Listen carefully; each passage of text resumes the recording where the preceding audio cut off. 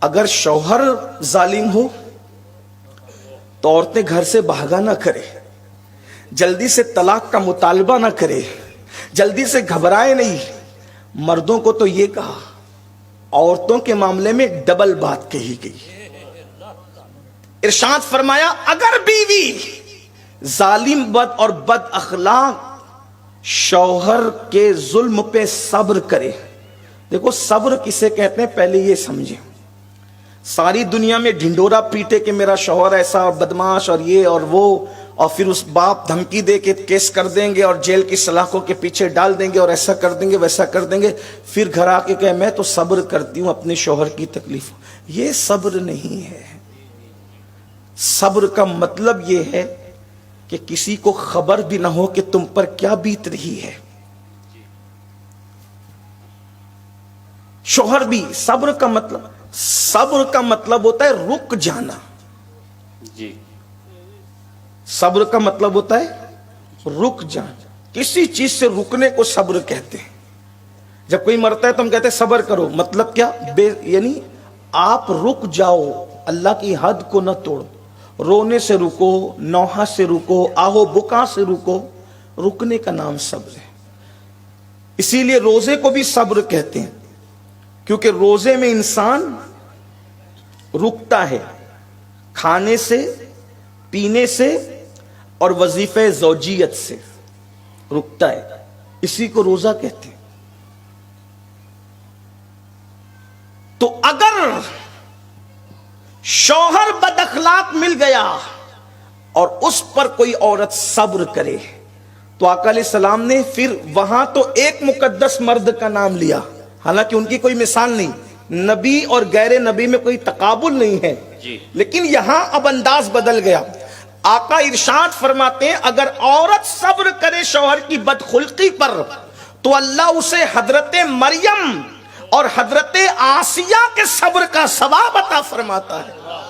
اب یہاں دو عورتوں کا تذکرہ فرمایا، حضرت مریم کا، نبی کی ماں ہے، اور حضرت آسیہ یہ فرعون کی بیوی ہے، اور یہ وہ مقدس خاتون ہے جس کا ذکر اللہ نے قرآن میں فرمایا ہے۔ اور ان کا صبر کیا تھا؟ حضرت آسیہ کا صبر کیا تھا؟ اب یہاں ایک بات سنیں، فرعون جیسا شوہر اور آسیہ جیسی بیوی، مطلب جہنمی کے گھر میں جنتی۔ اللہ کا انتخاب دیکھیں، قدرت کا انتخاب دیکھیں۔ یعنی اگر اس دور کا سب سے بدترین کوئی مرد تھا وہ فرعون تھا، اور اس دور کی سب سے بہترین کوئی بیوی تھی تو وہ حضرت آسیہ تھی۔ آخر آسیہ کو فرعون کے گھر میں، بھئی اللہ تو جوڑے اللہ بناتا ہے، تو فرعون کے گھر میں آسیہ کو کیوں پہنچا دیا؟ اس کی حکمت ہے۔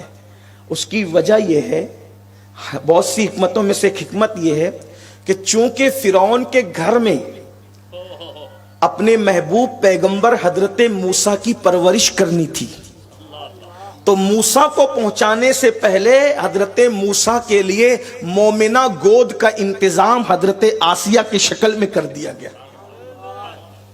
اور یہ بھی آپ سن لیں کہ جس دن سے حضرت آسیہ فرعون کے گھر گئی، اللہ نے فرعون سے مردانہ طاقت کو چھین لیا تاکہ حضرت آسیہ رضی اللہ تبارک و تعالی عنہا کے قریب فرعون نہ جا سکے۔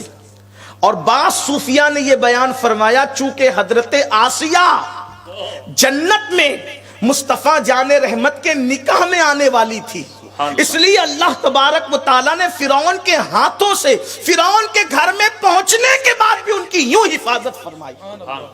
یہ وہ مقدس خاتون ہے حضرت سیدہ آسیہ۔ تو فرعون نے سب کو کہا میں خدا ہوں، میں خدا ہوں، میں، سب نے اس کو جس نے ماننا تھا خدا مان لیا۔ آسیہ نے نہیں مانا، کہا میں تجھے خدا نہیں مانوں۔ اچھا چھپایا بھی نہیں بلکہ بتایا میں تجھے خدا نہیں مانوں۔ فرعون روزانہ حضرت آسیہ کو اپنے سپاہیوں کے ذریعے سے بلواتا اور کہتا مجھے سجدہ کرو۔ آپ کہتے میں تجھے سجدہ نہیں کروں گی، تو جانتے ہیں کیا کرتا؟ دیوار سے حضرت آسیہ کو لگا دیا جاتا۔ سمجھانے کے لیے بتا رہا ہوں، جو روایتوں میں آیا ہے تاکہ آپ اس کو سمجھ سکیں. اور خواتین اگر دیکھ رہی ہیں تو ذرا تصور کریں کہ صبر آسیہ کیا ہے, حضرت سیدہ آسیہ کا صبر کیا ہے. دیوار سے لگا دیتا, ہاتھوں کے اندر کھوٹی ٹھوکی جاتی, کھوٹی سمجھتے, کیل, کھوٹی ٹھوکی جاتی ہاتھوں میں, پیروں میں, پنجوں میں, اور دھوپ میں حضرت آسیہ کو کھڑا کر کے کہا جاتا بول اب خدا مانتی ہے کہ نہیں. حضرت آسیہ کہتی نہیں, میرا خدا تو وہی ہے جو موسیٰ کا رب ہے. اس طرح تکلیف دی جاتی, اذیت دی جاتی, سب سے اپنے آپ کو خدا منوایا مگر خود کی بیوی سے خدا نہ منوا سکا. اور حضرت آسیہ کے سر میں اس طرح سے ایک دن کھوٹی ڈالی گئی, پیٹ میں کھوٹی ڈالی گئی, اسی حالت میں سیدہ آسیہ کی شہادت ہو گئی. آقا فرماتے ہیں کدھر یہ محنت, کہاں یہ کھوٹیاں, کہاں یہ سر میں کھوٹیاں ٹھکوانا, کہاں یہ سینے میں کھوٹیاں ٹھکوانا, کہاں پیٹ میں کھوٹیاں ٹھکوانا, اور کہاں شوہر کی اذیت پہ صبر کرنا. آقا فرماتے ہیں جو بیوی اپنے شوہر کی بدخلقی پہ صبر کرے اللہ اسے حضرت مریم اور حضرت آسیہ کے صبر کا ثواب عطا فرمائے.